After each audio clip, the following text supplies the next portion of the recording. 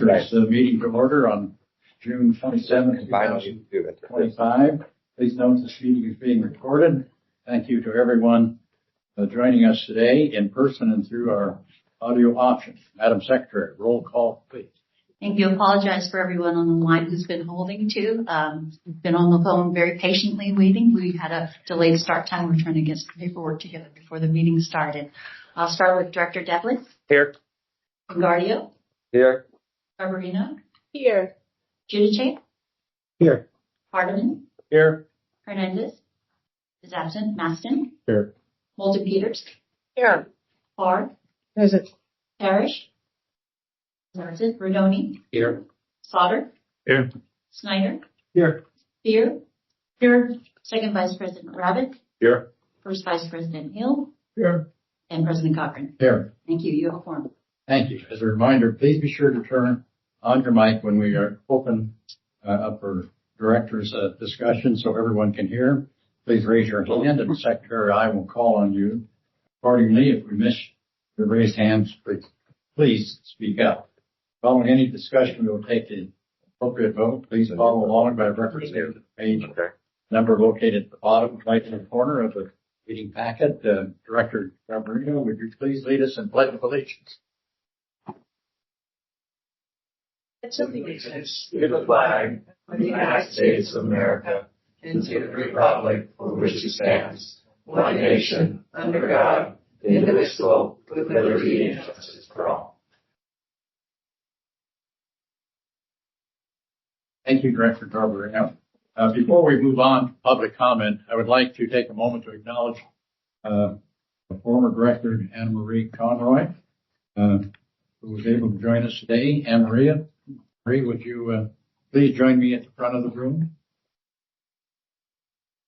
We have a resolution appreciation from the board, and over there.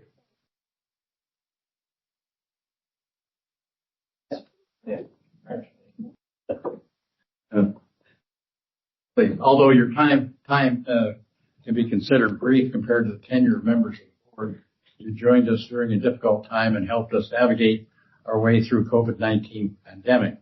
Your counsel and thoughtful discussion points were welcome and appreciated. Anne Marie, would you please say a few words?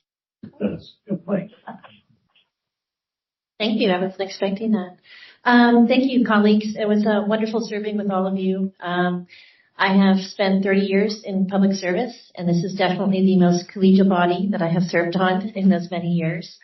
I've served on the Board of Supervisors, the Police Commission, the Fire Commission, the Transportation Authority, ran the Treasure Island Project for Mayor Brown, and also served as the Director of Emergency Services and Homeland Security for San Francisco before going to the Department of Justice, where I've been for 17 years now, which I can't believe I've been there that long. My first encounter with Dennis was the Treasure Island Project, and we were bitter enemies. Bitter. Oh, yeah. Enemies. When I got to the Treasure Island Project, the Bay Bridge was, the new Bay Bridge was going to be built, and they were deciding between a northern alignment and a southern alignment. And the alignment that Dennis was pushing took half of Yerba Buena Island from my project. So we were in a shoving match, literally, for several years, and he eventually won. And I was very bitter about that. And then when I was running Homeland Security, he came and said, "Hey, I need like a couple $2 million for the bridge." I was like, "Okay, Mulligan, don't darken my doorway again." So anyway, but I did give it to you, yes, because the bridge was very important, and we had to let bygones be bygones. So when the mayor of San Francisco called me and said, "Do you want to go on the bridge board?" I was howling laughing, and I said, "Did you talk to Dennis Mulligan?" And she said, I did. I checked with him first. And he said he'd be happy to have you. And I said, okay, that'd be great. So I guess the bridge is kind of a tribute to thinking big and thinking beyond yourself and looking at impossible things that you can do. And also looks at, when you work on one project and things don't quite work out and you may have good dealings with people or bad dealings with people, that you always leave the door a little bit open so that you can always work together. And so, Dennis, it's actually been a real pleasure working with you on this body, and I appreciate that very much. I think you do a fantastic job here.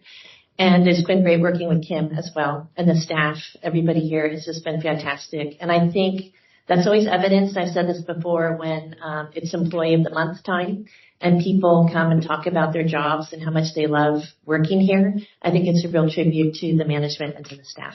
So I always congratulate you on that. So I appreciate my time here. I resigned. I knew there would be too many conflicts with the federal government. I'm already limited on some of the things that I could do as an employee of the U.S. Department of Justice. So I had some talks with Kim early on when presidential directives and other things were coming out that I might run into too many conflicts and not be able to serve in a full capacity as a member of the board. So I appreciate all of my time here and look forward to seeing all of you in my regional efforts with law enforcement, with the Department of Justice. Part of my job is a liaison to all electeds and law enforcement in the Northern District of California on behalf of the department. So I will see many of you in my current capacity. So I may not be here, but I will be around to help all of you as elected officials with your law enforcement issues in the Northern District. So thank you. Can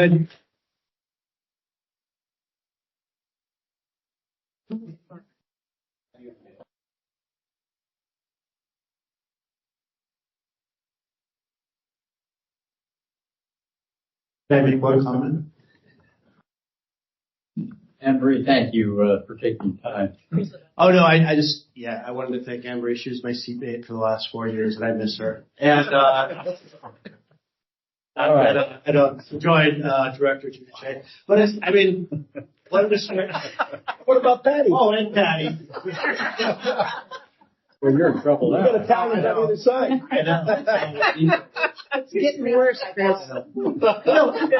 I just say, one of the strengths of this board is the diversity of background that people bring. We all have, these big, pieces of information and knowledge, and just your legal analysis and everything that's come forward here is missed, and especially in the times we're moving forward into. And I really appreciate your insights, and we're still going to be leaning on you from time to time. But thank you for everything you brought.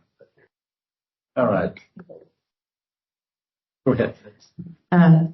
So I just want to say, Anne-Marie, I've known you for, I think it's 30 years, even though we're both 29. And yes, yeah, you did. The baby shower. Oh my God. And I want to thank you, not only for your service on this board, but all of your public service throughout your lifetime. You are an amazing person. The comments that you made at this board and your perspective guided me. And I know that I came on as a new member, and you were so helpful in helping me get acclimated. And I just want to thank you so much. And today's really a day to celebrate you. So thank you for everything you've done. And I know that you're still doing it with the U.S. Attorney's Office. And thank you for your service. Anne-Marie, again, thank you for taking the time from your busy schedule to say a few words and letting me and the board indulge in recognizing and appreciating your contribution to the district. With that, we send our best wishes to you for the future. Thank you again. Madam Secretary, please continue with the next item on the agenda. Thank you. We're going to move on to public comment for items on today's agenda. Just so that everyone has an opportunity afterwards, under 8D1, after the motion gets read and things like that, I think I'm going to open up for a public comment again, just in case, because I know a lot of this is, like I said, we walked in with a warm piece of paper on the fly, but some people may not have had a chance to hear what we're going to be recommending today. So I'm going to move into the first two cards that we have here. Mr. Rohde, are you here with us? There you go. Please join us at the end of the table.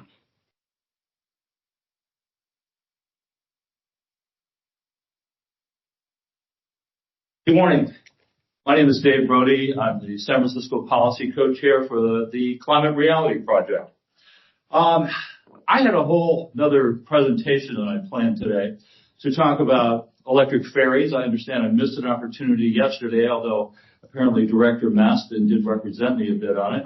But I was going to talk about a new electric ferry that is just being launched that carries 500 passengers, 200 vehicles, and hits 28 knots. And then wonder, why can't you find a ferry that hits 35 knots with 400 or 500 passengers? I'm going to save that for another time because this morning I'd like to speak to the issue that has grabbed headlines this week, and that is Mr. Mulligan recommending that the Golden Gate Bridge District rescind its commitment to diversity, equity, and inclusion. Through the past 6 years of pushing Mr. Mulligan and this board to be more proactive in its response to the climate crisis, I've also developed a great deal of respect for Dennis Mulligan and for this board. Likewise, I've been treated with respect even when I've admonished you for dragging your feet. Defending his position, Mr. Mulligan said, federal funds are vital for what we do, and we have an obligation to protect the bridge for future generations. He also noted the importance of federal money for the continuation of the district's bus and ferry operations, and he pointed to the jobs that could be lost. Dennis Mulligan is doing his job, making sure that the Golden Gate Bridge Highway and Transportation District keeps serving the public. But he and this board should never have been put in this position. The Trump administration has turned this country from democracy to autocracy, regressing civil rights, corrupting the Department of Justice, attacking the courts, and ignoring Congress. Using the power of federal money to rescind DEI commitments across this country is nothing but bald-faced racism. So what do we do about it? I urge you to find an alternative. Do not rescind what you all believe in. Mr. Mulligan, I don't blame you for doing your job, but I urge this board and my fellow Northern Californians to back you in standing up to Trump, to finding another way. It's not just the principle of the thing. We know that removing reference to DEI in your public documents doesn't mean you'll give up being fair-minded employers. But doing this says Trump wins. He wins by capitulation to his draconian policies. When this is all over, when Trump is no longer in office, we need our democracy to still be standing. A government of the people, by the people, and for the people. Thank you for listening. Thank you, Mr. Rohde. Our next speaker is Shane Weinstein. Shane, can you join us at the end of the table? I can go last from now on. Say that again. I can go Oh, last from now on. It's the tough act to follow. No, it's just the voice. The voice. Good morning, Director Shane Weinstein, President, ATU 1575. I'm here today because the mascots plan that's currently on the agenda, the draft plan is currently written, fails the very riders we're supposed to be serving. This proposal doesn't just shift service, it puts barriers up. It creates more transfers, more confusion, and more walking for the people who are least able to afford it, literally and physically. I'm going to be specific. First, the proposal to eliminate Golden Gate Transit Route 101 north of Nevada will force riders in Santa Rosa, Rohnert Park, Cotati, and Petaluma North to rely solely on SMART. That might look good on a spreadsheet, but the reality is SMART stations in these cities are often up to a mile or more from where people actually live or work. For transit-dependent riders, many of whom are low income or elderly, this is not just an inconvenience, it's a barrier to mobility. Second, late-night riders are left completely stranded. SMART service ends around 10 p.m., and if Golden Gate Transit 101 is gone, there is no northbound option. A missed train means about a 5 or 15-mile trip home, no transit, just your feet, or a costly ride share. Third, we're failing our disabled riders by eliminating the Route 101. The district will no longer be required to provide inter-county ADA paratransit north of Novato. SMART and commuter buses are not subject to the same requirement. That means disabled riders face fragmented service, long delays, and physical transfers they may not be able to make.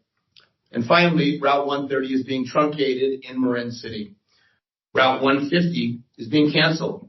Riders from Tam Junction, Mill Valley, and beyond will have to transfer not once but twice to reach San Francisco. That adds walking, waiting, and confusion, and it undermines the ridership just as we're trying to bring it back. All of this flies in the face of the district's mission to reduce the traffic on the 101 corridor. With the opening of Petaluma Narrows, this is the exact time to be investing in faster, more robust regional one-seat ride service. I urge you to reconsider these recommendations. And with the couple seconds that I do have left, I wasn't going to say anything, but, my sister has been in a wheelchair for 50 years. She's never taken one step. Okay. I respect the position that you're in, Mr. Mulligan. It's a very tough one to be in. But for her, getting up a curb, we step up those curbs. She hopes that it's there. She hopes her wheelchair is there when her plane arrives. Because if it's not, she doesn't have legs, right? So, I urge everybody that's making this decision, to know that there is no end to this. That there is going to be another demand down the road.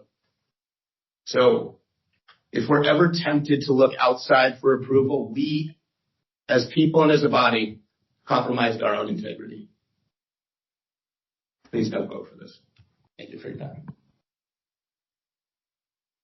Thank you. Those are all the public comments we have for in-person comments. I'm going to switch it over now to Justine. I believe she has, I know the last time we checked, 4 public commenters on the phone line. So, Justine, let me have you take away that portion of it from us now. Absolutely. Good morning. Thank you. Our first speaker this morning is Suzanne with Indivisible SF. Suzanne, please unmute your phone and go ahead. Hi, can you hear me? Yes, we can. Go ahead. Great, thank you. I'm calling about item 8D. My name is Suzanne. As Justine said, I'm a member of Indivisible SF. As you may have seen, 2 weeks ago, Indivisible organized an historic set of protests with over 5 million people and 2,100 locations around the country.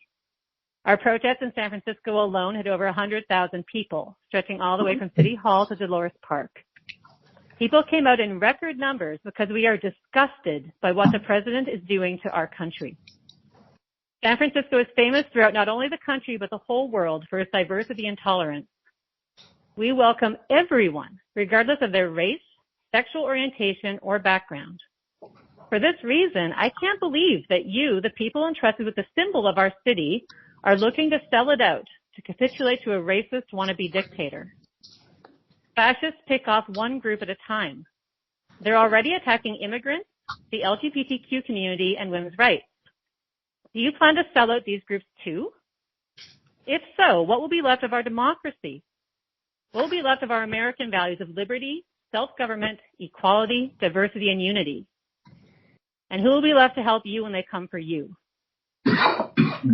I ask you to think very seriously about this action that you're considering, because we are all watching and we won't forget. Do you want to be known as the people who stood up to fascism and racism, or the people who sold us all out because you were afraid of a bully? Thank you for listening.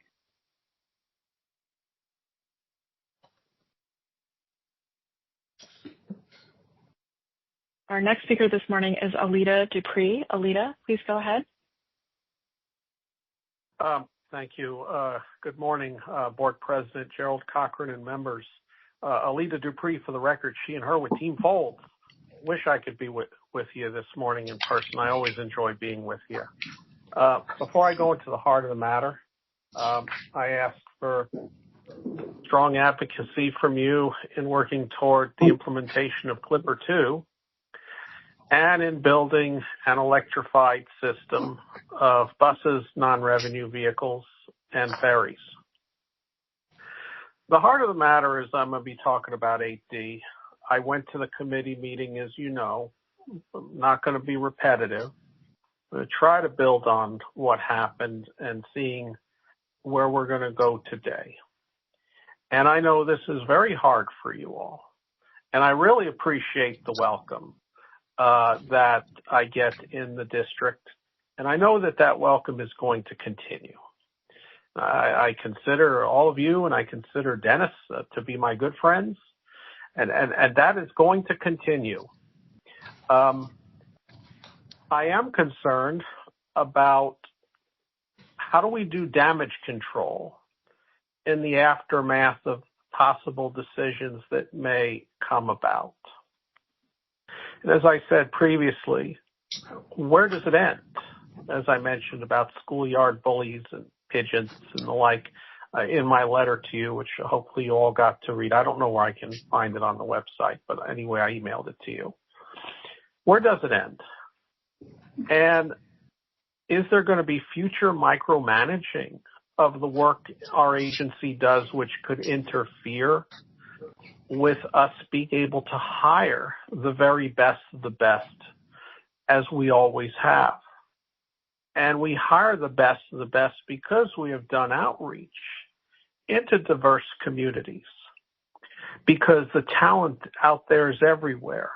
And our Big Tent approach has served to further the mission of our district in providing world-class transportation service, not just in the technical aspects of running a bridge and ferries and buses, but in the respect and welcome that I have certainly experienced from everyone who works for the district, and that they come to the district every day with the idea of serving the public.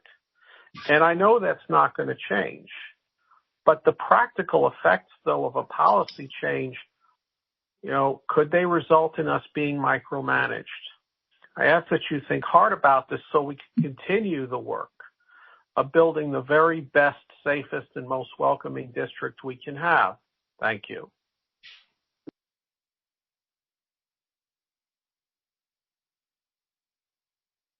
Thank you. Our next speaker this morning is Jennifer Raviv. Jennifer, please go ahead. Good morning. My name is Jennifer Raviv. I want to thank all the other speakers for their incredible comments. I've learned a lot. I am with Showing Up for Racial Justice San Francisco, and I've lived here for 14 years. I love the Bay Area. I love democracy, and I'm calling to urge you to vote against rescinding your DEI measure resolutions. As others have said, Trump's threats to freeze funding to agencies with DEI programs is a move that is authoritarian and anti-democratic, holding our institutions hostage for federal funding that we taxpayers have provided. He knows that our district needs the funding in order to make our infrastructure, including especially the Golden Gate Bridge of all incredible structures, safe. And to threaten to withhold these funds for our critical infrastructure unless we comply with his right-wing ideological demands is an extremely dangerous and slippery slope. I feel strongly that the decision that is before you today will not only affect the bridge, Northern California, the entire state, but also the entire country. If we allow this program, the DEI program, to be rescinded for fear of losing federal funding, we'll be signaling to the administration that they can hold our taxpayer funds hostage for any kind of ideological issues that they want to push forward, including forcing you to collaborate with ICE and targeting our immigrant communities. The time to draw a line in the sand is now. The decision before you is whether to stand ground in defense of democratic values or give in to this first stage of authoritarian control that is a threat to our entire country. So I want to just again urge you to vote against rescinding the resolutions that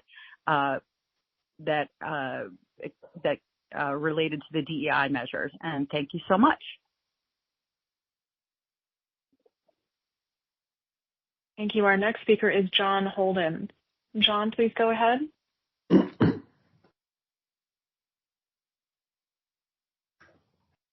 District. I have. John, can you please start over? Thank you so much. Can you hear me? Yes, I can now. Thank you so much. Okay. So, yeah, my name's John Holden, and I have a couple of comments. One was on 8A, the mascots plan. There seems to be a coordinated effort by multiple public agencies that have been meeting for quite some time already, at least a year, that is going to significantly change the way transit is provided and the way Title VI, mostly poor people can get to and from work. So my concern is on 8D number 2, the Brown Act. Whereas I don't know if this legal counsel's not there. Unfortunately, he had an emergency, but I don't know if Hanson Bridget sent somebody in his place. But I really like to believe in transparency. I believe that one director voted no, and would really provide public access. I believe public access is crucial because, in my experience, parties say one thing in public and say another thing behind closed doors. And there also is conflicts of interest. especially regarding development along the corridor, the smart corridor, and also freight. So I would like to, the conflicts of interest there are quite stark. I would like to thank Anne Marie Conroy, a real San Franciscan who has dedicated her life to helping the people of San Francisco. And your general manager, Mr. Mulligan, puts out a lot of fires, so I was hoping that she could get him a chief fire hat because he puts out a lot of fires at the district, and I didn't realize that those fire hats are $1,200 for the fire department in San Francisco, but I believe Mulligan does a wonderful job putting out the fires. And since I have another minute left, I am very confused about 8D1. I listened to the committee, and it seems like you're approving to rescind the language, but coming back with other language at a later date. I don't know what that means, but I believe that you can't have your cake and eat it too. And I would like a legal counsel to look at that piece to see exactly what you've come up with as far as 8D1. My family has been fighting the good fight in San Francisco. I was born and raised in North Beach. My family's done the mime troupe, which has nothing to do with mime, by the way. It has to do with civil rights and fighting for injustice since the 60s. And I myself would love the bridge, and used to play on the bridge as a young child with my bicycle. And I've seen the bridge grow and change over the many, many, many years. Thank you for letting me speak.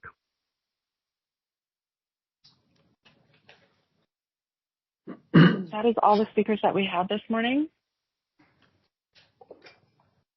Okay, thank you everyone for your comments. This concludes the public comment of items on today's agenda. We're going to move on to item number 5 to approve the consent agenda. Before we take our vote, are there any questions from board members on the consent agenda? Do I have a motion to approve the consent agenda? So move, Rabbit. Second by one of them.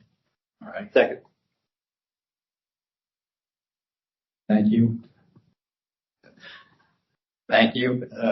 All those in favor say aye. Aye. Is there any opposition? Let the record show there's no opposition. The motion passes.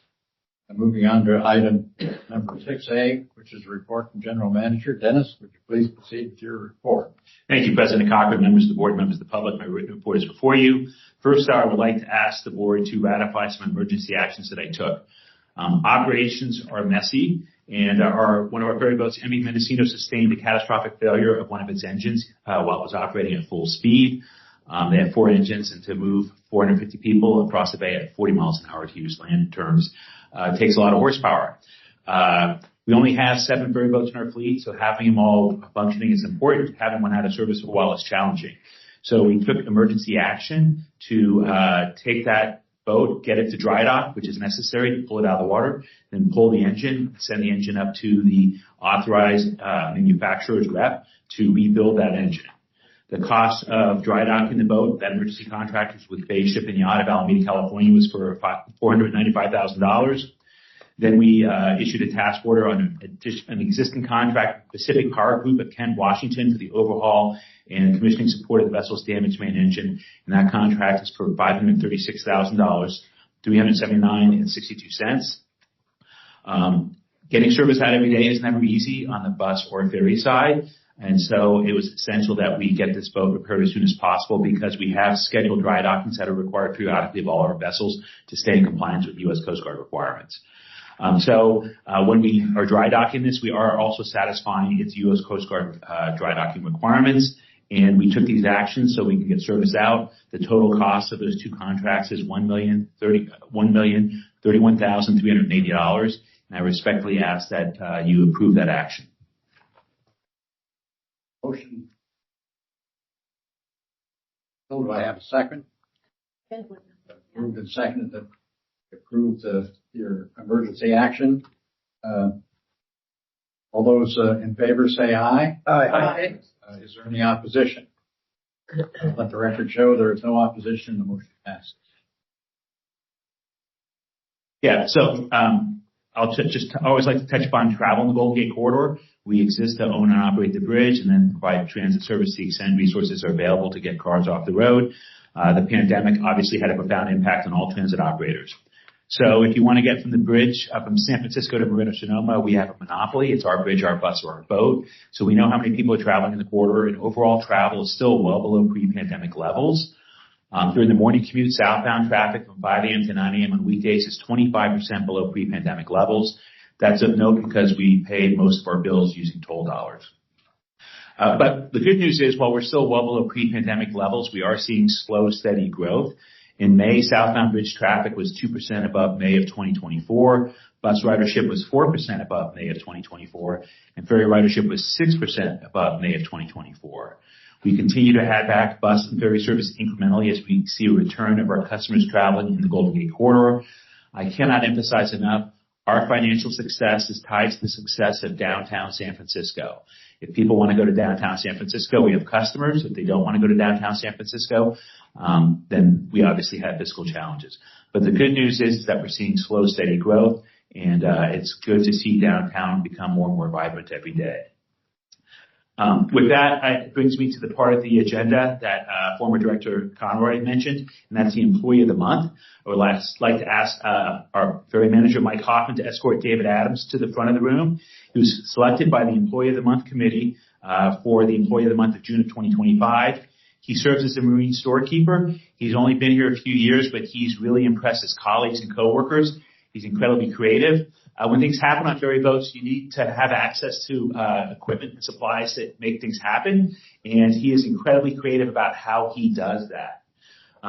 He is noted by his colleagues that he has a wonderful approach to work. He's great to work with. They enjoy working with him, and he makes a mean barbecue sauce. Clearly mentioned by his colleagues. He was born in Fairfield, California at the Travis Air Force Base. He grew up in the North Bay, attended Solano Community College. He's been a longtime resident of Napa since 2000, where he lives with his wife, Kelly, and his stepson, Brandon.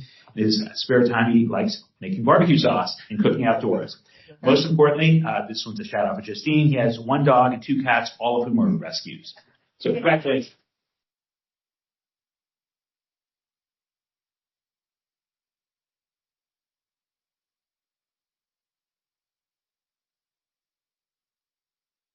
Thank you. I just want to thank you all for the culture you've created here, because it allows the employees to actually be empowered to do their job. Worked a lot of jobs. By far, this has been the best. Thank you.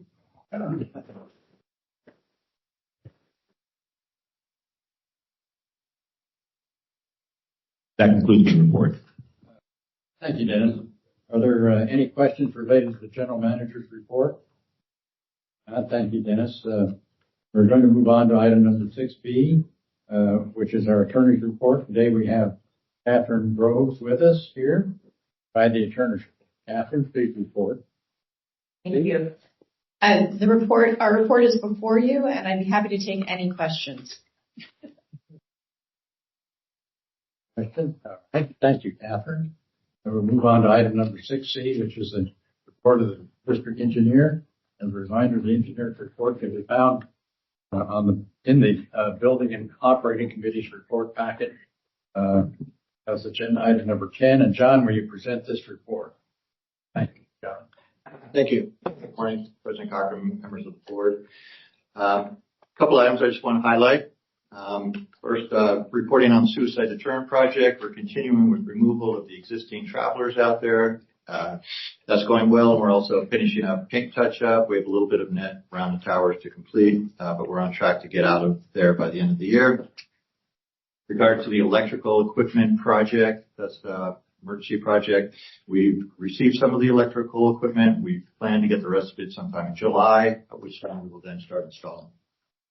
I also wanted to point out that bridge district forces and engineering staff are working on the bridge during the daytime. This is something a little different. So between 10 and 1 o'clock on Wednesdays or Thursdays. Weather permitting, we'll be working on some roadway repairs. So if anyone asks you about what's going on, that's what's going on there. At the Larkspur Ferry Terminal, we have an emergency project also to remove and replace pumps that pump fuel to the vessels. We removed successfully one of those pumps on June 13th, and we'll complete that work this weekend, hopefully. And with that, I'm happy to answer any questions on anything else in the report. Director Parr. This is to my fellow board members.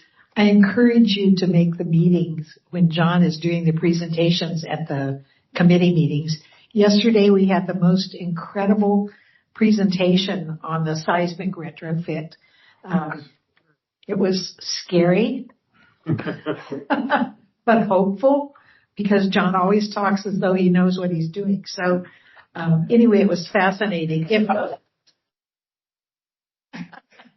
We love it. Anyway, so if you're interested, you might request that it come to the board, either that or that we repeat it at one of the committee meetings. Thank you, John. Thank you. Any other questions of our district engineer? If not, John, thank you. All right. Continuing on to item 8A on the agenda, which is the report of yesterday's Transportation Committee. Chair Hill, please begin your committee report. Thank you, President Cochran. The Transportation Committee recommends the approval of item number 8A1, which is to authorize the setting of a public hearing to receive public comment and a proposal to modify Golden Transit bus routes as recommended in the Meridian of Sonoma Coordinated Transit Service Plan, known as MASCOT, on Thursday, August 21st, 2025, at 9 a.m. in the boardroom, Administration Building, Golden Gate Bridge, Toll Plaza, San Francisco, as detailed in the staff report, and I do so move. Have a second to that motion? Second. Been moved and seconded. Before I ask for the vote, are there any questions related to the item? Thank you. Thank you. I had a comment. So in yesterday's meeting, I had asked that the alternatives to canceling the service or truncating the service for certain buses be included in the information that goes out to the public. I think it's important that the public knows that there's alternatives. I also just wanted to talk a little bit about the plan as I read it. I think that we've got a problem with the 101 and stopping that service. I'm very concerned about the service through Marin and Sonoma counties, and also getting riders from Marin and Sonoma counties to San Francisco. I'm concerned that elderly and disabled people will have to switch modes of transit multiple times. I would like to see a plan that actually allows for the buses to meet up to SMART, but not to cancel the rest of the service. I don't believe that is in keeping with the values of the district and the way that we're trying to provide the transit. In addition, I am hopeful that there will be a very, very robust public process, and setting the hearing for the public process is a good thing. But I am very concerned about our elderly disabled riders, and, having someone walk a mile, or change modes of transit multiple times, is not really in keeping with what we're trying to do. So the Route 150, the Route 132, and I believe that it will undermine ridership because people will not be able to follow the different schedules and lead to a very fragmented service and call for more delays. I'm also very concerned about the ADA requirements and that we make sure that those are upheld. So those are my comments. I am still hopeful, even though I was told no yesterday, I'm still hopeful that we could have the alternatives included so that the public can see that just truncating service on some of these lines may not be their only choice. Thank you. If I may just correct one thing that came up yesterday and again today that is factually inaccurate, and that's why it's important that we hopefully get the approval to go talk to the public. The fact that Golden Gate is going to, potentially not have a paratransit obligation does not mean that people will have to transfer for paratransit. When we do the presentation to the public, they will learn that while we're not legally obligated, all the agencies have gotten together, and if it's implemented, there would still be a one-seat ride from the current operator with the same phone number and contact methods as they currently have today, so they will not be impacted by that. There'll be no paratransit impact. But the most important thing is that hopefully you'll give us permission to talk to the public about all the facets of this. Thank you. Yeah. Thank you, Mr. Chair. And Dennis, when you come back, I wonder if you could also be prepared to comment on how these local transit districts will be filling some of the connections and do now to SMART. Thank you. For those that weren't here yesterday, the North Bay operators all got together and did a collective review of things have changed over time. The train now runs. It wasn't running 5 years ago before the pandemic to Larkspur. Things like that. Travel patterns have changed. We said if one company operated it all, how would it look? How do we make it better for the public? And so all the operators will be doing joint public outreach together. So, we have to have our own public hearing by our rules before we, consider our process. But when we have open houses, it'll be SMART staff, Marin Transit staff, Santa Rosa City Bus, Petaluma Transit will all be in the room together because this idea is a collective change. And so it's important that we share the ideas with the public and that we're all there so they understand, what's the same, what's different, do they think it's better, do they think it's worse, and then to take all that data, take all the public comment, do a Title VI analysis with respect to equity for one of the people that called in, and then make recommendations to our respective boards. Thank you. Appreciate it. Any other questions? If not, I have a motion and a second. I was just going to say, I want to thank the general manager and all the North Bay agencies, and I know Supervisor Moulton Peters serving on as vice president of MTC. And when I was on MTC, this really came out of the regional network management of a way to really coordinate and understand. And we were a pilot program in the North Bay, which is great because we also meant we got some money to study the issue along the 101 corridor. Also, related to this, but is a coordinated claim change in Sonoma County, which also changes the way the funding is allocated accordingly. But certainly through, as we all know, whether we're dealing with the transit fiscal cliff here or in our own other jurisdictions, that it's changed dramatically through COVID. And this is a response to that change is really kind of coordinating in this case, 4, 5, more. Well, because Marin too, I don't want to leave Marin out. But certainly we have 3 local bus providers in Sonoma County. We have another one in Marin County, obviously regional with Golden Gate, and with SMART. SMART's doing incredibly well on the corridor and needs to continue that expansion. So, but I do want to say thank you to Dennis and all the staff. It's been a very transparent, long process that there's been multiple touch points with folks to make sure that what we bring forward makes sense financially, is sustainable, and has some resiliency to it that provides for the public's mobility. Thank you. Can the general manager remind us of the haircut we're taking with regards to the coordinated claim? So historically, for many decades, we would get 25% of Sonoma County's TDA, Transit Development Account funds. It was a really good deal for Sonoma County years ago, up until before the pandemic. Today is a less good deal, so there was a desire to revisit the formula. Most counties have long-standing decades agreements on funding because it's quite contentious when you start changing how the money's allocated. So the initial cut was just a haircut of a couple $1 million. The longer-term cut, though, actually is logical. For the next year, they're going to use the same formula as Marin County, which is a logical formula based on passengers and hours of service. And we think that's fair. If we're operating less service in Sonoma County, we should get less money. If we start adding service, we should get more money. Those conversations are not yet complete. Some policymakers in Sonoma County want to have a cap on the share of regional operators, regardless of how much service they have or how many passengers they carry.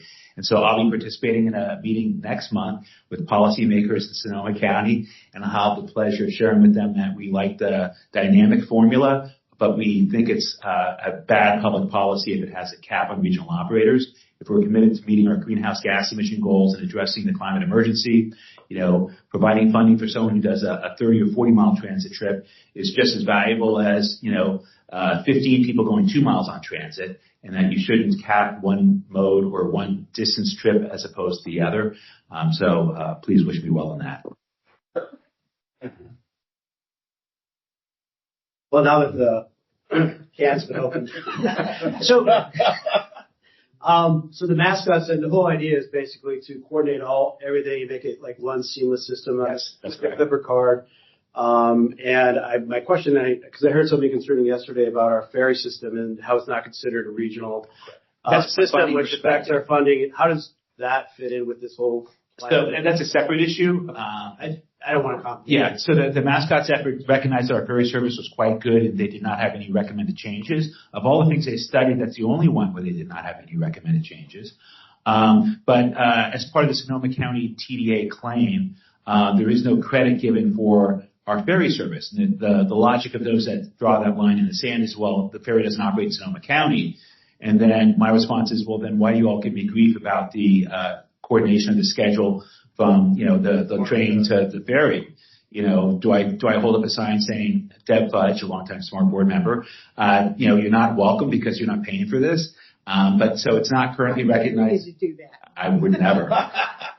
I'm a big fan of hers and her political prowess. Me too. But anyway, so it is an open issue. We've had conversations. It's unlikely that we'll get credit for that.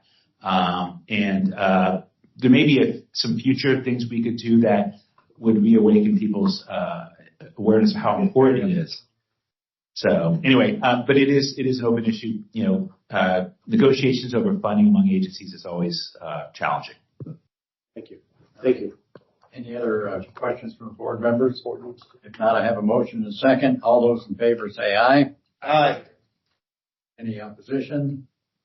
Not let the motion pass.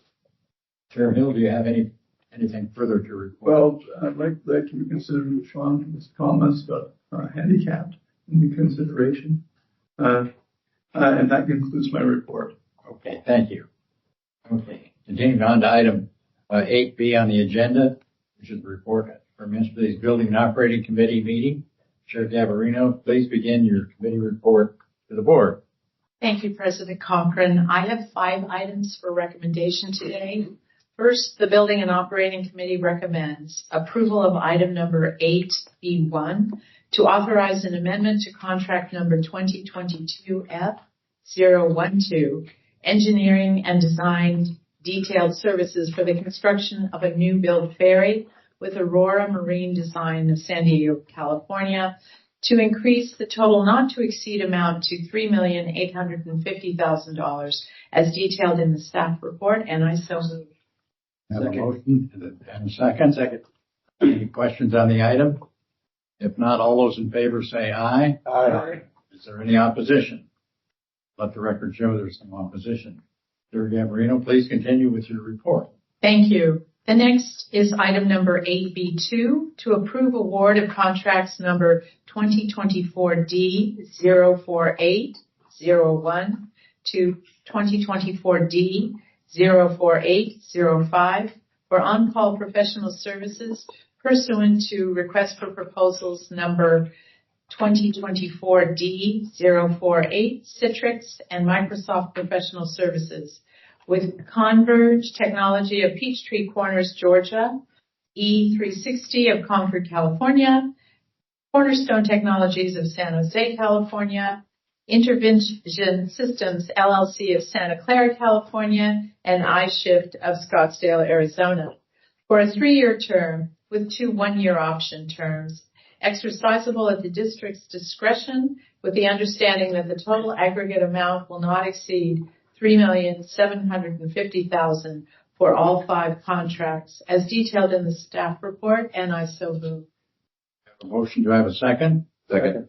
Moved and seconded. Are there any questions related to this item? Not.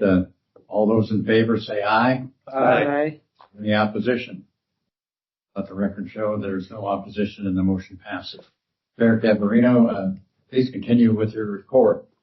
Next is item number 8B3, which is to authorize the Fourth Amendment relative to contract number 2024B061 P25 Radio Upgrade Consultant with Mission Critical Partners LLC in the amount of $742,884 for a total contract value of $917,313.12.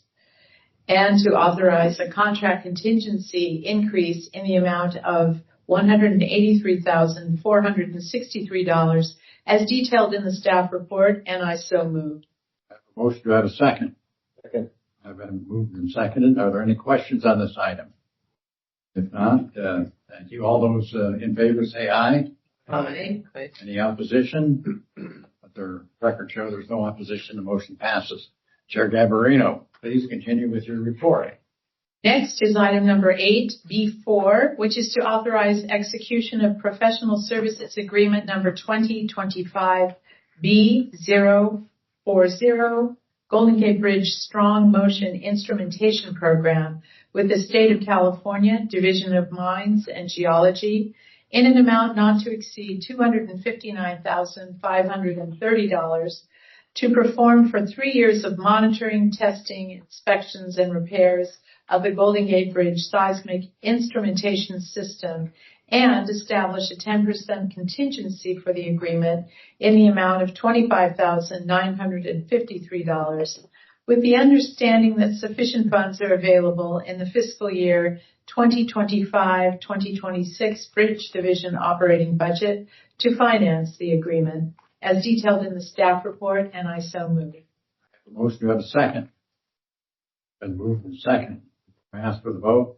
Are there any questions related to this item? If not, all those in favor say aye. Aye. Is there any opposition? Let the record show there is no opposition and the motion passes. Chair Gabarino, please continue with your report. And finally, item number 8B5 is to approve the National Park Service special use permit as detailed in the staff report for construction contract number 2025B052 Golden Gate Suspension Bridge Seismic Retrofit Phase 3B1. Approve an annual permit fee for each year of the construction for contract number 2025B052 for a total of 5 years in the initial amount of $77,742, commencing in the federal fiscal year beginning October 1, 2025, and increasing each year by 3%, to be charged to project number 2520, Golden Gate Suspension Bridge Seismic Retrofit Construction, and funded from the cellular site lease revenues, and authorize the general manager to execute the permit, with the understanding that sufficient funds are available in the fiscal year 2025-2024 in reverse Bridge Division capital budget for project number 2520 to finance these actions, and I so move. Got a motion. Do I hear a second? Second. Been moved and seconded. Are there any questions on this item? If not, all those in favor say aye. Aye. Is there any opposition? Let the record show there is no opposition and the motion passes. Gabarino, do you have anything further to report? Mr. President, that so concludes my report. Thank you. Continuing on to item 8C on the agenda, the report from yesterday's Finance and Auditing Committee. Chair Gravitt, please begin your committee report to the board. Thank you very much, President Cochran. First off, I was not at yesterday's committee meetings. I want to thank Vice Chair Carr for covering those meetings, and I know that it was a long day.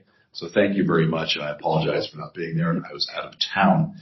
I want to thank everyone for their patience while I introduce these 7 items for approval today. With that, the Finance Auditing Committee recommends approval of item 8C1, which is to authorize operating budget transfers in the amount of $8,105,000 or 3% of the total fiscal year 24-25 operating budget expenses as detailed in the staff report, and I so move. Motion, do I have a second? Second. Been moved and second. Are there any questions related to this item? If not, thank you. All in favor say aye. Aye. Is there any opposition? Let the record show there is no opposition. The motion passes. Chair Rabbit, would you please continue with your report? Next is item 8C2, which is to authorize the general manager or his designee to execute for and on behalf of the district any documents necessary relative to the fiscal year 25-26 State of Good Repair Program and approve submission of the Ferry Division Capital Project number 2443, San Francisco Ferry Terminal West and East Berth Rehabilitation for the fiscal year 25-26 proposed project list to the Metropolitan Transportation Commission as detailed in the staff report, and I so move. I have a motion. Do I have a second? Second. It's been moved and seconded. Before I ask for the vote, are there any questions related to this item? If not, thank you. All those in favor say aye. Aye. Is there any opposition? Record show there's no opposition. The motion passes. Chair Rabbit, would you continue with your report? Moving on to item 8C3, which is to approve the liability insurance program effective July 1st, 2025, as detailed in the staff report to renew the excess, general, and automobile liability insurance, including public officials and employment practices liability with Terrorism Risk Insurance Act coverage, renew the excess workers' compensation and employers' liability insurance program, public officials/employment practices liability insurance program, fiduciary liability insurance program for the other public employee benefits trust board, crime insurance program, and cyber liability program. Additionally, approve the property insurance program for building and facilities and renew the Marin Transit Bus Property Damage Program with the understanding that the fiscal impact of renewal for the liability and property insurance programs for fiscal year 25-26 is estimated to be $6 million, or approximately a 1% increase from the previous year. And in addition to the $6 million, the district will continue funding the restricted bridge self-insurance reserve fund, and I so move. I have a motion. Do I have a second? Second. Been moved and seconded. Are there any questions related to this item?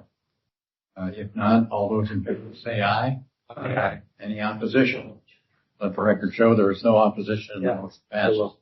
Chair Rabbit, would you please continue with your report? Moving on to item 8C4, which is to authorize execution of a professional services agreement relative to request for proposals number 2025 D031, third-party administrator for public liability fleet claims investigation and adjustment services with George Hills Company, Inc., in Rancho Cordova, California, to provide third-party administrative services for all liability, property, and fleet claims, which will include investigations, cost containment, litigation management, and resolution of said claims for a 3-year term with 2 additional 1-year option terms to be exercised at the general manager's discretion for a total not to exceed amount of $1,141,452 as detailed in the staff report, and I so move. Second, Snyder. Motion and a second. Before I ask for a vote, are there any questions relating to this item? If not, all those in favor say aye. Aye. Is there any opposition? Let the record show there's no opposition. The motion passes.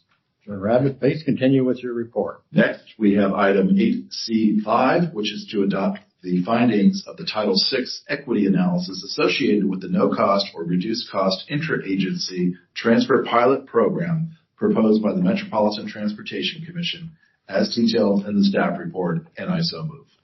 Motion. Do I have a second? Second. Been moved and seconded. Is there any questions related to this item? If not, all those in favor say aye. Aye. Any opposition? Let the record show there is no opposition. The motion passes.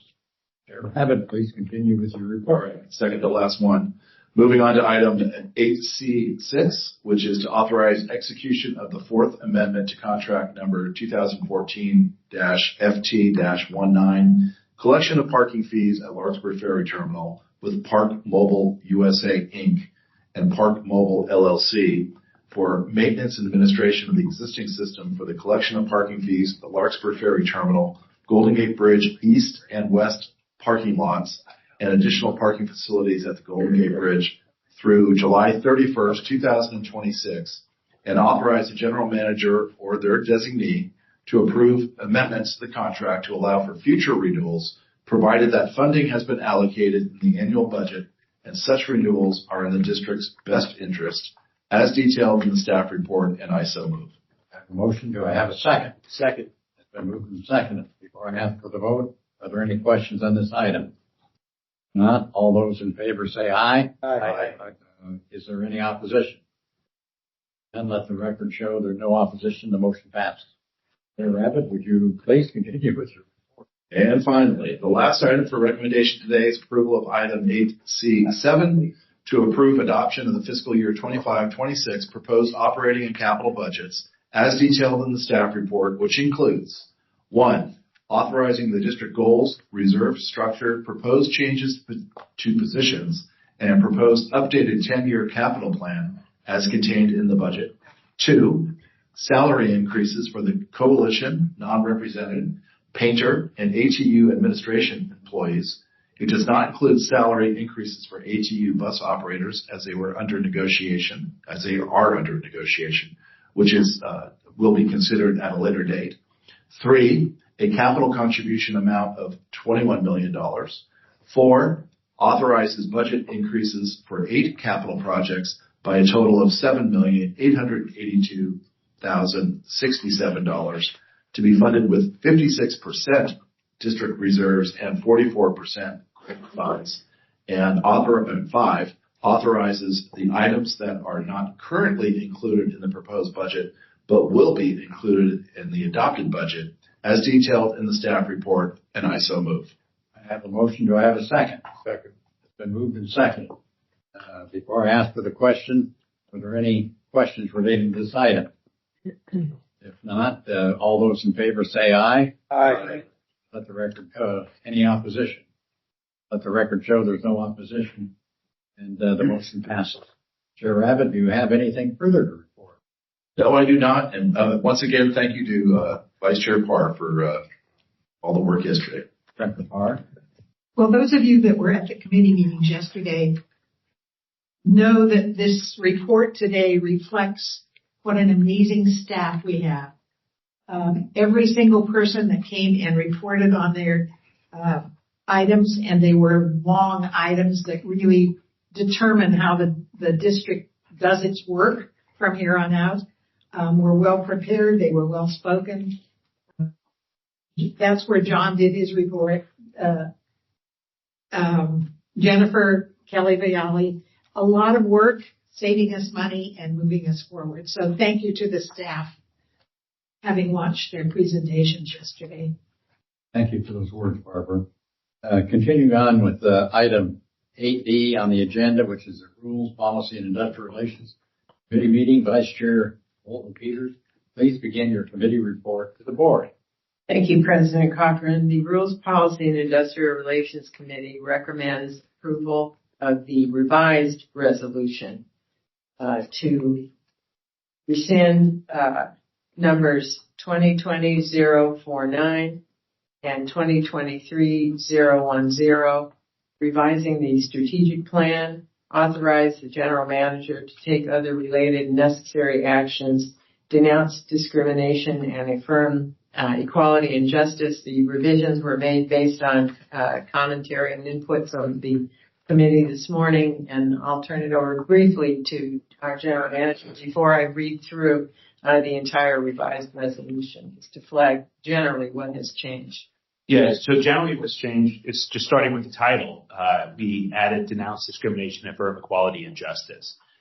So in lieu of just rescinding, what we did is we took many of the components of the original resolution from 2020 after the horrific death of George Floyd, and we've included those in here.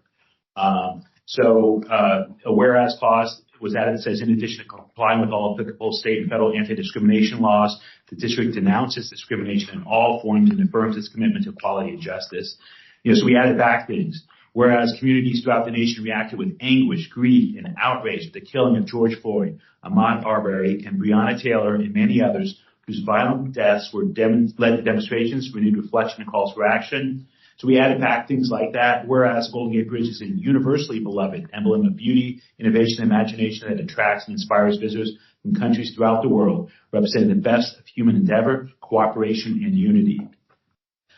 Whereas for 88 years, the district has been a steward of the Golden Gate Bridge, and for more than 50 years, the district has provided public transit, bus, and ferry services to allow people from all backgrounds to pursue economic opportunities, access to recreational and cultural activities, and to achieve a quality of life made possible by the unique natural beauty of the San Francisco Bay Area and the collective strength and creativity of all Bay Area residents.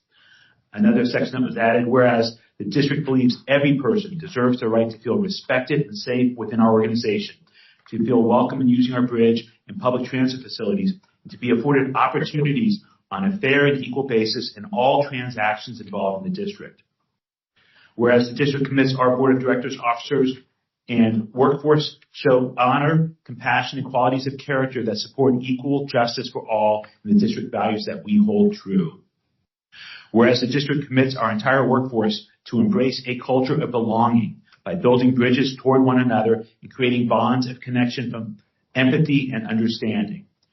Whereas the district will outreach, recruit, hire, train, and retain talent from the communities in which it serves in accordance with all applicable state and federal anti-discrimination laws.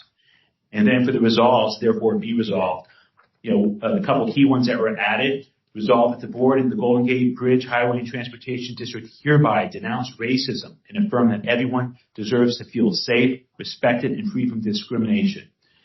And be it further resolved that the board of directors and the Golden Gate Bridge, Highway, and Transportation District condemn the murder of George Floyd as a result of the actions and inaction by the Minneapolis police officers on May 25, 2020. And be it further resolved that the board of directors and the Golden Gate Bridge, Highway, and Transportation District commit to ensuring that its facilities and services are safe and welcoming for all people, free of racism, discrimination, and threat of violence. And be it further resolved that the general manager, anyway, it goes on, but so we took things out of that original resolution from 2020 and we added them back into this because it was not our intent to make all that go away. It was our intent to remove those things that were problematic, specifically that called out specific races, because that would endanger our funding clearly. So that's, I guess, more than a summary. I read it, some of the whereas, just because you asked what's changed. Yes. I think those changes are fundamental and foundational. Okay, thank you for doing it. Now, I was prepared to read the entire reso again. I'm wondering if that's necessarily President Cochran because General Manager. Can I just ask a point of order? How's this resolution, the amended version, been put up on the website so that the public can see it? And can we do that? We will do it. We did read it into the record, the salient points, legal counsel. Okay. I think that, one of the things that I talked about in the committee hearing is that, having a resolution that the public has not seen in advance and had an opportunity to comment on, I do not think is the best practice. I also think that we should put it up right away so anybody that...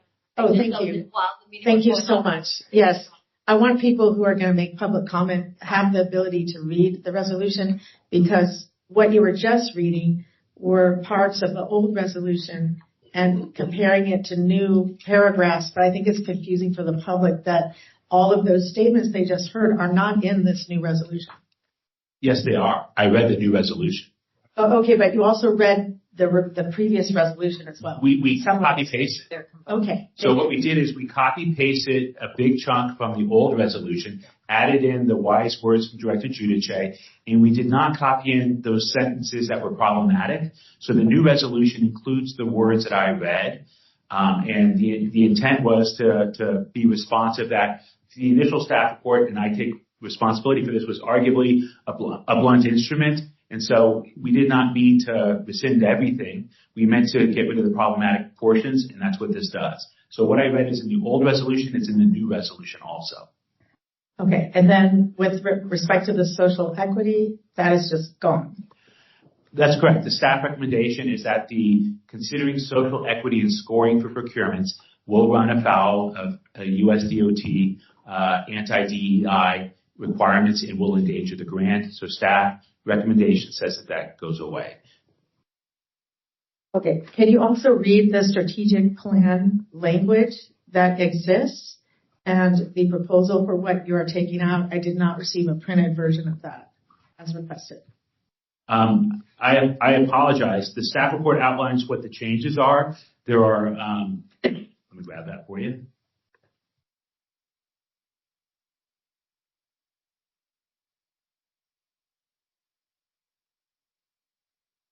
They're cited. I just read it. It's cited someplace. So the staff report talks about the strategic plan, and it talks about how there's 3 initiatives that we determined, we as legal counsel working with the general manager and part of your management team, are problematic with respect to the requirements of the U.S. Department of Transportation as they implement the White House executive order. So what it says, quote, in Initiative 5 is prioritize equity as a criteria when planning and implementing transit service with a focus on providing robust services within equity priority communities that have significant concentrations of underserved populations.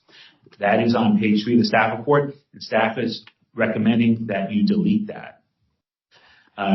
Recommendation number 35 is complete the work of the board's advisory committee on diversity, equity, inclusion, and implement its recommendations. That's on also page 3 of your staff report. We are recommending that you delete that entire strategic plan initiative. Then for initiative 30, we look at just deleting a couple of words. It says study the effectiveness of all staff training, including training on sexual harassment and implicit bias. So we're asking that you delete implicit bias from that. And so those are the 3 items that are proposed changing in the strategic plan. We're proposing the deletion of 2 full items, 5 and 35, where the words are in the staff report, and deleting 2 words from initiative 5. And that's based on a determination that it puts our grants at risk. Thank you. Could you speak for a moment about the False Claims Act? Yes. The new language that's in all the DOT grants includes a reference to a statute that, if you don't know federal statutes, it looks benign, but it's a Federal False Claims Act, and it evokes that. So if you're deemed to have violated the requirements of the grant, it's a novel legal theory. It has not been tested in court. It's not clear it would prevail, but under the False Claims Act, you would be subject to triple damages. But the grant agreement itself is real clear that your funding is contingent on not violating DEIs that comports with federal law, and that the money will not come or the money will be clawed back. Later today, staff hopes to sign the assurances and certifications for FTA grants that will be submitted next week. And then next week, staff hopes to sign the grant agreement for the $400 million federal discretionary grant so that we can obligate that money by September 30th so we do not lose it, and we can award a construction contract by the end of this calendar year, putting hundreds of construction workers to work next year for many years as we make the bridge safe and preserve it for future generations. Any other questions? Just a comment, Mr. President. I would just say this was a very difficult conversation, and discussion was very robust on this item. I think we all know the trade-offs that we're making, and I also think that Commissioner Rabbit made a good comment in saying things are changing in this administration. This isn't the last conversation we're going to have, but this is the conversation we're having right now, given the reality we face. So with that, I'm going to refrain from reading the whole resolution unless somebody would like me or council would like me. I would actually suggest that you do so for clarity, because I think there's been a few questions. I know that it's long, but I think I'm happy to do that. Then I will read the title and the entire resolution as follows. This is a resolution of the Golden Gate Bridge Highway and Transportation District to rescind resolution number 2020-049 and 2023-010, revise the strategic plan, authorize the general manager to take other related and necessary actions, and denounce discrimination and affirm equality and justice. Whereas the Golden Gate Bridge Highway and Transportation District is the recipient of federal financial assistance from the United States Department of Transportation through the Federal Transit Administration and the Federal Highway Administration. Whereas grant agreements between the FTA and grant recipients incorporate terms and conditions of the applicable FTA master agreement, and the FHWA grant agreements incorporate analogous terms to the FTA master agreement. Whereas, as required by Executive Order 14173, ending illegal discrimination and restoring merit-based opportunity, the most recent FTA Master Agreement 33, dated April 25, 2025, contains a new provision that subjects grant recipients to liability under the False Claims Act if a recipient fails to comply with all applicable federal anti-discrimination laws and requires recipients to certify that they do not operate any programs promoting diversity, equity, and inclusion initiatives that may violate any applicable federal anti-discrimination laws.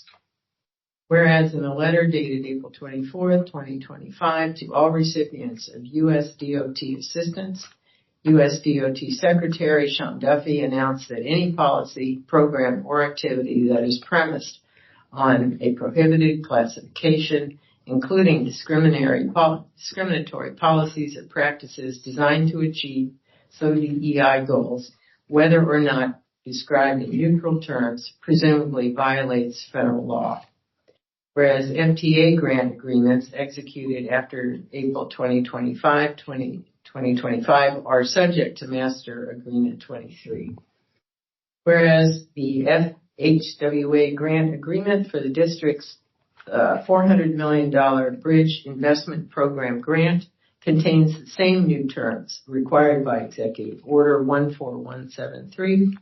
Whereas, although District Board of Directors Resolution number 2020-049 does not violate applicable federal anti-discrimination law, district staff recommends the board rescind Resolution 2020-049 because it authorized certain anti-discrimination efforts focused on specific racial groups and contains DEI language, which could be construed as inconsistent with U.S. DOT's interpretation of the new prohibition on DEI programs in Master Agreement 33.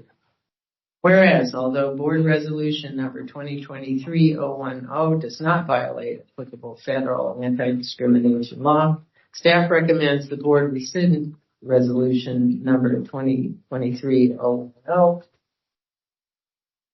because it authorized the consideration of social equity as defined in the staff report related to Resolution number 2023-010 as an evaluation factor in some districts' best value procurements, which could be construed as inconsistent with U.S. DOT's interpretation of the new prohibition on DEI programs in Master Agreement 33.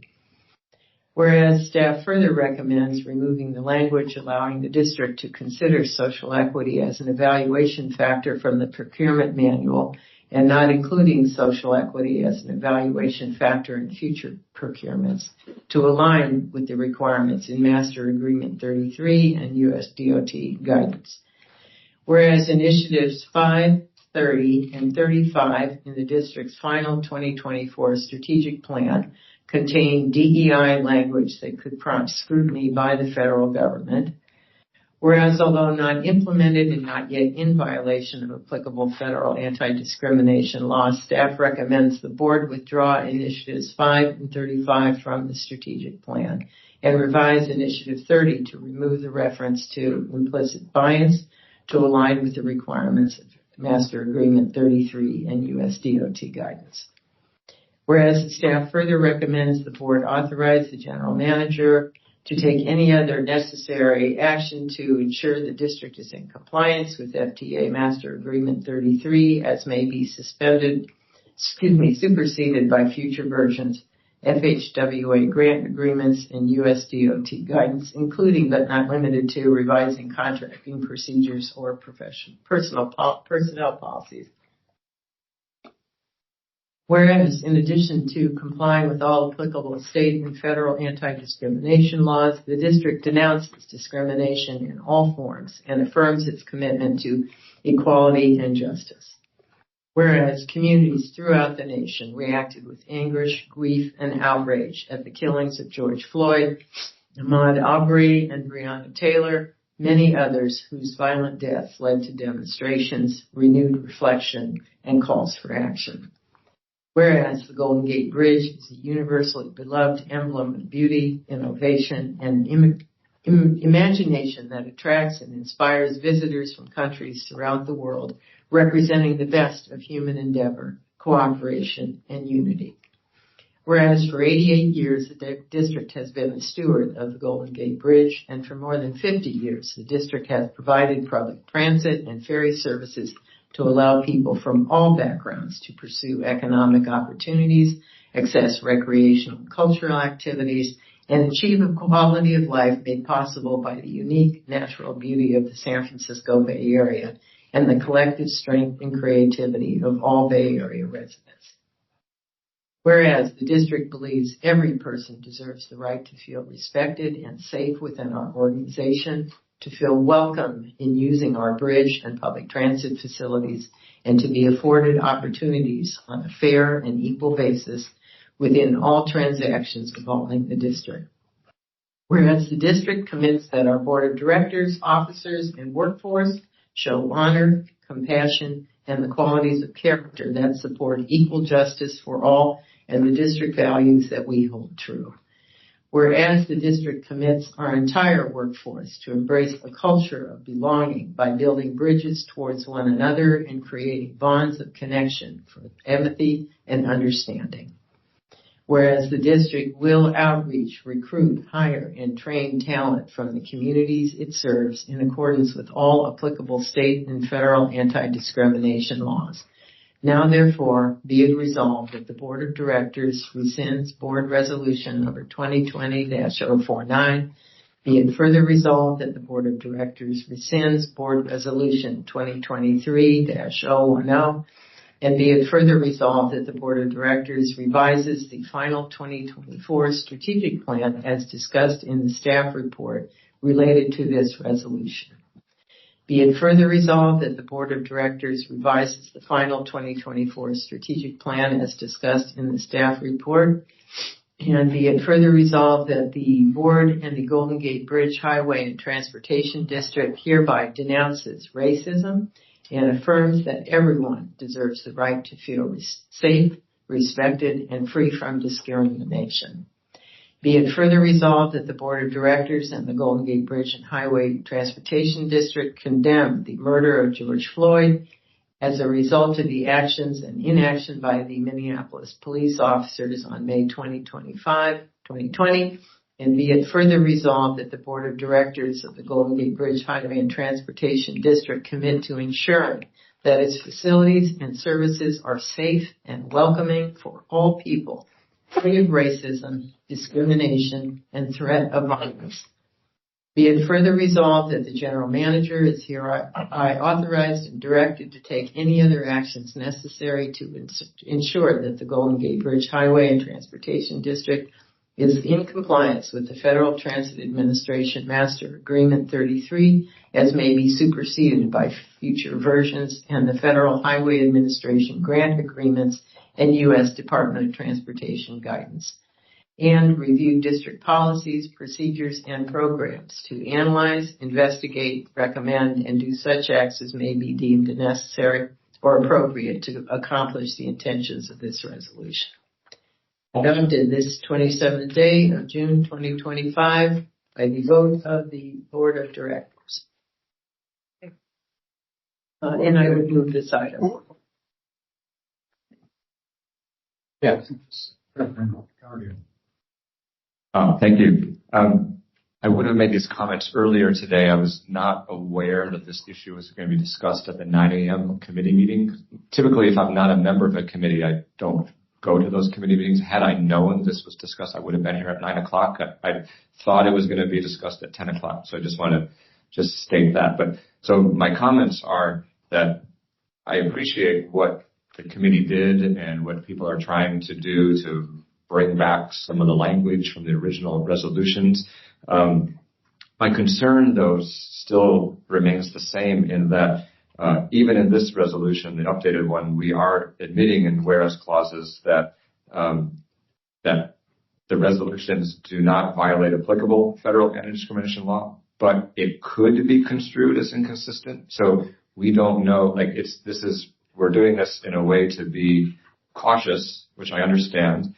But it just still gives me pause that is this enough. I know there are other options that we're not taking. There's options to sue. The other transit agencies have chosen that option. It may not be, what this board wants to do. But given that that is an option that we're not taking, it gives me pause to support this, even with the added language in, because we don't know where things end. Like, this could be a slippery slope. Like, the Trump administration could still come after us regardless of what we say in this resolution. So, I just want to say personally, like, it'd be against my conscience to support this, so I will be voting no on this, but I do understand everything that's at stake, and I do appreciate the effort to put back in this language that says, non-controversial language, that we are opposed to discrimination and we want people to feel free of racism when working at the Golden Gate Bridge and using our services. So I'm very happy that this language is in here, and thank you for that. But because we're not pursuing all the other options, I'm just worried that this may not be enough and we'll still have to deal with consequences regardless. So for my conscience, I'll vote no on this, but I respect how others will view. So thank you. Thank you, Director. Any other comments? Dr. Snyder? Yeah, I appreciate your comments. I appreciate the stuff that came up in the media, and I just, for me, but I know what our values are, and I know, what a rose by another name is still the same, and we're really trying to hard to, and I really appreciate Gerard the last few days really trying to kind of come to a solution here. I was born in Iowa, raised in Minnesota. I've been to where George Floyd was murdered. I'm not afraid to say the words diversity, equity, and inclusion. I'm not afraid to say George Floyd and Breonna Taylor, and we even had Trayvon Martin. It's something as outside the sport, I've fought and kind of lived my life by. So we're really trying to kind of grapple with a really difficult issue, and I think we had some really good dialogue this morning. And on the flip side, too, this is a real threat, and I've watched $4 billion looks like it's going to be clawed back from the high-speed rail. We've seen a lot of the Inflation Reduction Act stuff being clawed back on offshore wind and all these things that we really all believe in. And so it is a threat. And there is $400 million there, and we have an obligation to, yesterday's presentation on the retrofit, we need to get it up to 8.3 on the Richter scale, and we have a hole already of $700 million. We have this $400 million grant. We have another 250 there. The obligation to the public and public safety is key. The uncertainty of tariffs and everything that we're report as well from our economists there about, we don't know where we're going to be in a year. And I already know that construction has slowed significantly. I also know that we've worked tirelessly on this grant. We worked tirelessly in D.C. We've been back. We've been up to so many conversations that were difficult to move around, a whole bunch of issues with the seismic retrofit, trying to get that money, and working with labor and working with painters and some of our other issues. And we have a huge hole here. We're still down 30% pre-COVID for our revenue. We have to me, the big issues financially that we're facing is how we fund the retrofit. And then another one very close and dear to all of us is the bus drivers pension fund, which is 50% funded. And we're grappling with that and with the changes to transit and with the changes of ridership. And we really got to get through this in the best way we can. And knowing that we all have we're all trying our best, and our intentions are good, and we're trying to do it in a transparent way. So with that, I would just say that, this is the art of the possible. And I think this is, again, our intentions are still the same. And I really want to thank Gerard Giudice for coming up with this, kind of not repealing it, but just amending it. Support what we're doing, and I appreciate your comments and your position and the public's comments. I really appreciate it too. It's a sticky wicket. They're not going to break our culture. Thank you, Director. Director Rabbit? Thank you very much. I think, and I know that every jurisdiction has dealt with this, and I have certainly in our county, and our county has joined lawsuits and whatnot, and at the same time, and I don't think it's something that we should gloss over so quickly, the False Claims Act, as I understand it. I would feel hard pressed In fact, I would never personally ask a staff member of any level, whether it's general manager on down, to sign a document where they were putting themselves at personal risk of breaking law. And in fact, I would say don't sign it. But the choice that we have in front of us with this particular grant, in my opinion, since it is a large bridge discretionary grant, one of 4 granted in the country, it's either, if we don't sign it, we're not getting $400 million. If we don't get $400 million, we're not achieving the seismic upgrade of the bridge. And in a few minutes, and I have it on my phone, I'm chair of the State Seismic Safety Commission. If in 12 noon, they start shaking a 10-story building down in UC San Diego, which is going to be exciting. But again, it's really about, and I very much appreciate the work done by Director Giudice and staff on the fly to adjust the resolution in front of us, to maintain the language that Dennis read and that Stephanie read, that is so important, that really goes to the crux of what I think the district has always been all about. Putting that in writing is important. Keeping it in writing is important at the same time. This is going to be, as I said earlier, an iterative process for the next 3 years or so. This is not the first time. This morning you saw again in the Supreme Court ruling that came out regarding executive orders. As we were told at SMART, which is in the same boat as the bridge, the language of compliance with the executive orders has always been in federal grant assurances. We've never had federal orders the way that we've had now, granted. But we're going to have to, really, in my opinion, kind of keep this on the front burner, come back to it, revisit it undoubtedly over the next 3 or so years as the chaos continues. But I'm supportive of this. I'm thankful for staff, thankful for Director Giudice's language. I think it's a great solution to a very difficult project that really has no great answer. But we have to achieve, in my opinion, our duty to make sure that the bridge is safe for the next generation. And this will allow us to do that. Thank you. Director Maston. I agree with a lot of what's already been said here, so I don't want to belabor the discussion. But I do want to say that I think this resolution, as it's been presented to us, restates, but does not redirect our moral compass of this board. Director Thayer. Oh, I didn't even raise my hand. Was it saw your movement. So I wrote it down. Yeah. So I do want to thank the committee. I want to thank Gerard. I want to thank everyone who worked on this. I will not be voting for it, and I do want to talk a little bit about why. The promise of the American dream and the values we hold dear don't depend on who's in office or how the political winds have shifted. And for me, the Golden Gate Bridge has always been a symbol and has always stood for diversity, inclusion, respect, and tolerance for all of us who make America great. I'm chair of our diversity inclusion task force in Tiburon. I also did the surge training on how to be an anti-racist. And, this Golden Gate Bridge Board and the district and the bridge itself is a beacon that welcomes all of our diverse communities, immigrants, and the poor. And board policy has been to stand up and lead with our values and lead with our voice. Part of the reason I'm voting against this is because the resolution itself states that the prior resolutions do not violate applicable federal anti-discrimination law. So today, this vote is not about $400 million or rescinding 2 resolutions, rescinding our strategic plan's commitment to DEI, our inclusion of social impact as a factor for consideration in contracting, which we haven't talked a lot about, but that's a really big deal. And submitting this resolution that I don't believe the public has had enough chance to review or even see. But I see this as a vote about who we are and what we stand for.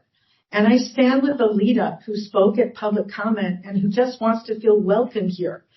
And I stand today as an anti-racist. We must always uphold our values of diversity, justice, equality, and never back down in the face of fascism, bullies, and elected officials who are just trying to condition funding or withhold funds solely based on adherence to what I consider a conservative, racist, homophobic, anti-immigrant, anti-everything that is good political agenda. And we can't compromise our spoken values of diversity, equity, and inclusion in the face of a dictator, a schoolyard bully, and a fascist. Where does it end? Who is going to be next? Will we allow ICE agents to board our buses? Are we going to turn our backs on the LGBTQ plus community during Pride Week? I don't see any reference in here to the LGBT community, by the way. Maybe I missed it, but it is Pride Week. And the very diverse individuals who make our community great. And, there's a quote by Martin Niemöller that says, first they came for the socialists, and I didn't speak out because I was not a socialist. Then they came for the trade unionists, and I didn't speak out because I was not a trade unionist. Then they came for the Jews, and I did not speak out because I was not a Jew. Then they came for me, and there was nobody left to speak out for me. We have more alternatives. We don't need to do this today. We have other options. The San Francisco County Transportation Authority has joined with other transit agencies against the administration, stating that these ultimatums are not lawful and that they can be fought in court. I want to implore my fellow directors, and I know I don't have the votes here, but I want to implore you, please remember who we are. Remember that we're a district that welcomes everyone regardless of race, religion, age, sexuality, ability, and more. But if we don't say it, no one knows it. And if we retract it, no one's going to believe us. I've been elected and appointed in office for over 30 years. And I have a test when I vote on an issue. And that test is always, will I be able to look at myself in the mirror the next day and like the person that I see? I'm asking you, please vote against this, or as Alita said, the schoolyard bullies that's going to keep coming back and coming back. And let's vote no. Let's allow our employees, our riders, and the public know that we see you, we welcome you, and we support you. Thank you.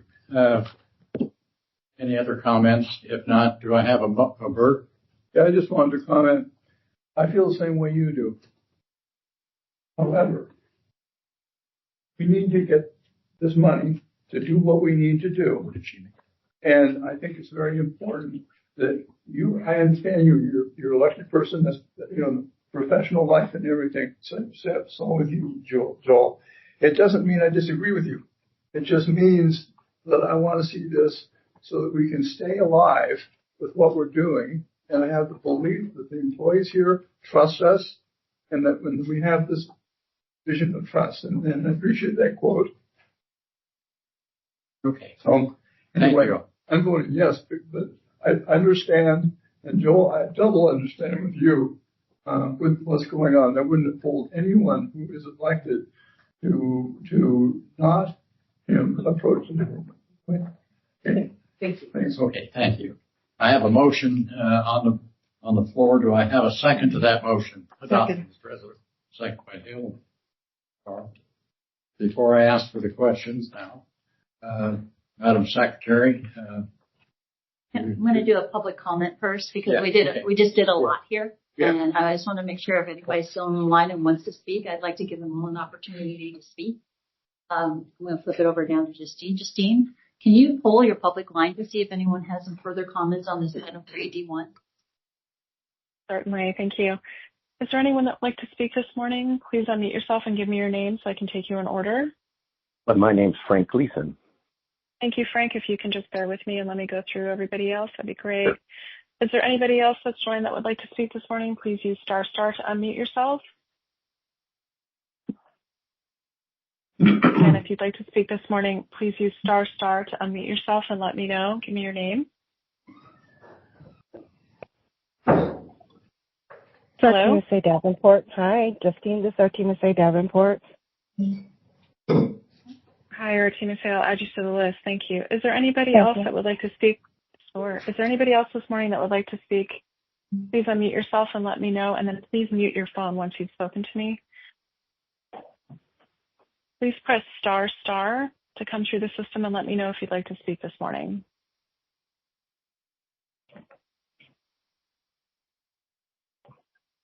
Okay, President Cochran, I'm hearing that we have two speakers. The first one is Frank Gleason. Mr. Gleason, please go ahead. Good morning. Can you hear me? Yes, we can. Thank you. I see that this resolution is a dilemma.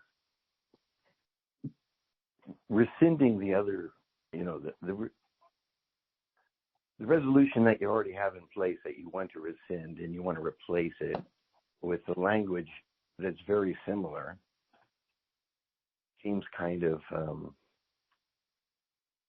pointless in the sense that you disagree with the administration's point, is what you're saying in this new resolution, but you're willing to rescind what apparently 19 board members voted for in the past.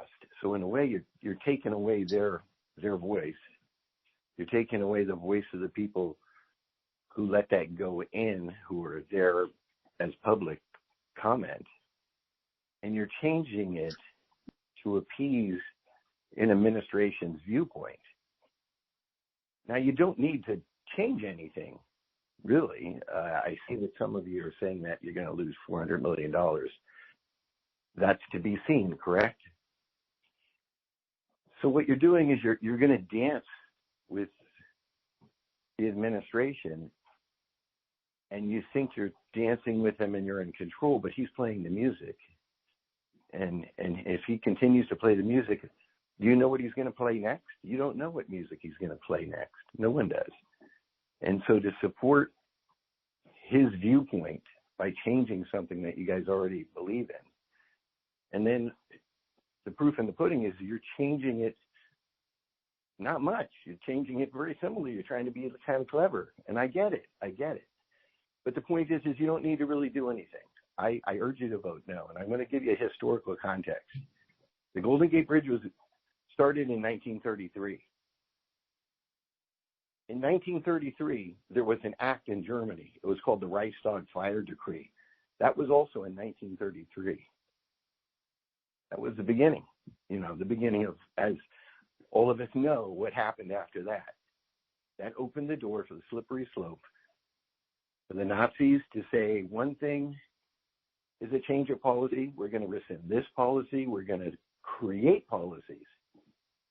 And you don't want to help them. I know none of you do. So just vote no on it.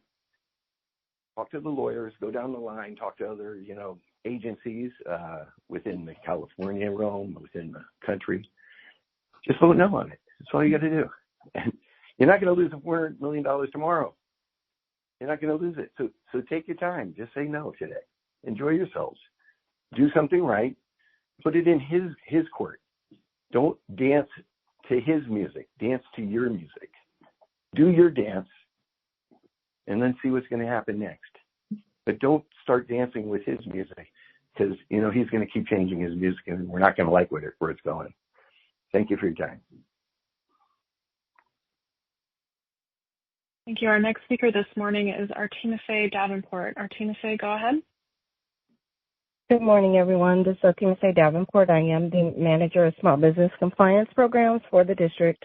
And I am not sharing which way to vote, but I do want to say that I have been on the call. Unfortunately, I wish I could have been there with you guys in person, but I've been listening since this morning, and I do appreciate and want to thank the board. I know this is a hard decision even for the general manager and what has been brought before you. I am very torn with this subject. However, I do appreciate the comments that have been made from the board members and from the public on having us to reconsider some things and even having to pivot on the fly to revise our language. However, I do believe in the work that I do believe that the district will find a way to stay hold to our morals and our values, and to also be open to diversity, inclusion, and welcome everyone. I understand that there is changes to the language. I understand that we still need to conduct business to do what we have to do, but there's always a way to do the work that needs to be done and to stay true to ourselves, because this will not be the only hard decision we have to make. My comment is, again, to appreciate all those that spoke up. Director Thayer, I agree with you, and I'm right there with you. However, I do understand, again, that we have to continue to run the district as it needs to run and to do the things that we need to do. But again, to stay true to our morals and our values and what we stand for. And all the support that I've received from our general manager as well as the board of directors, I thank you this morning. And again, I just want to express just everything that has been said. This is a very difficult and hard, emotional situation that we're in. So thank you to everyone, and I trust that the district will do the right thing. Thank you. Thank you. At this time, we have no additional speakers. Thank you, Justine. I am going to do one more polling in the room, just in case there's somebody in the room that might want to speak. So if you would like to just raise your hand, if not, we will continue. Okay. All right. No speakers. We have a motion and a second.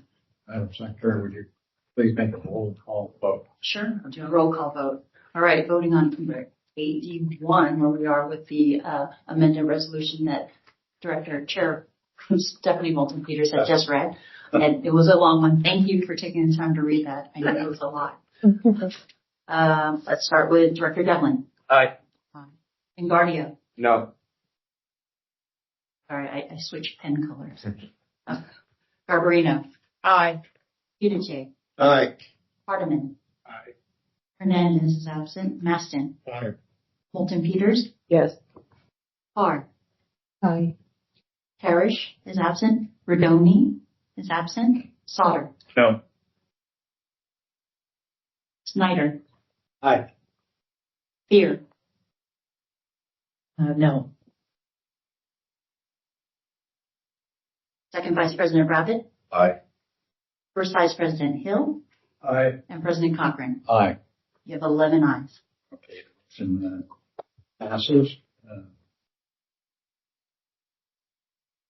Okay. Vice Chair Moulton Peters, please continue with your report. Yeah, I forgot it. Still got me.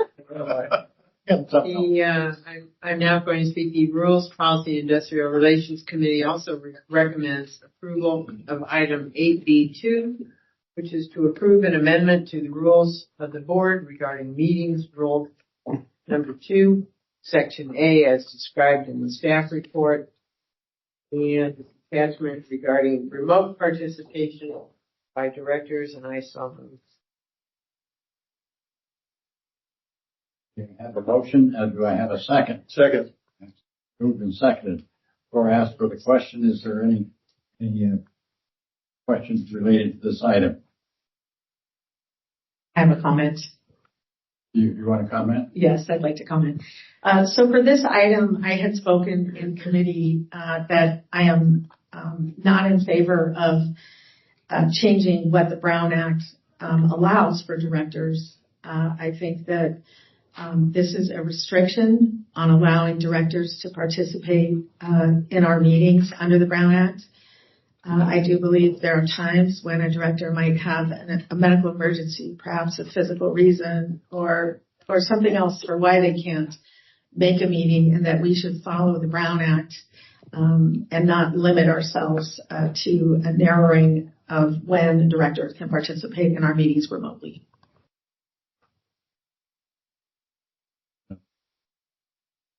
I have a motion and a second. Are we taking a roll call? Let's take a roll call vote on this one. Okay. We're going to do a roll call vote on item 8D2. We have a motion, first and second, starting with Director Devlin. Aye. Engardio. Aye. Barbarino.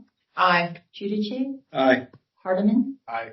Hernandez is absent. Maston. Aye. Moulton Peters. Yes. Carr. Aye. Parrish is absent. Rodoni is absent. Sauter. Aye. Snyder. Aye. Here. No. Second Vice President Rabbit. Aye. First Vice President Hill. Aye. And President Cochran. Aye. Thank you. With that, the motion passes. Thank you all. Well, getting close to the bottom. Vice Chair Moulton Peters, do you have anything further to report? No, that concludes my report, Mr. President. Thank you very much. There are no address of the board under item number 9. We have no special order of business under item number 10. We have no unfinished business under item 11. No matters under item number 12 for new business. Item 13 is communications, and they passed out a new in the blue sheet of communications that have come into the district office. It will continue to update it after the meeting too, because I know something came through while we're in the meeting. Okay, colleagues, we've come to reach the end of our agenda, and there are no further items to be presented to the board. May I have a motion to adjourn this meeting? Hello, I would like to add a comment, I got a please. motion second. Thank you. Let us all now adjourn this meeting with a moment of silence.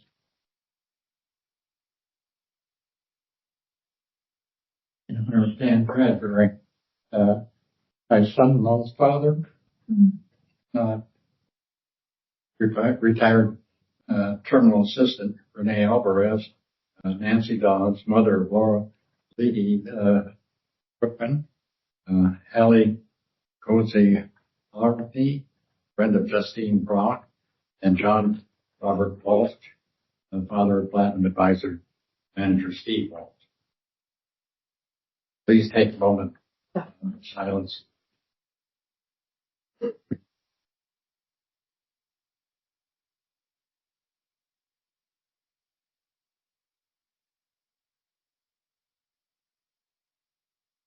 Thank you. This concludes.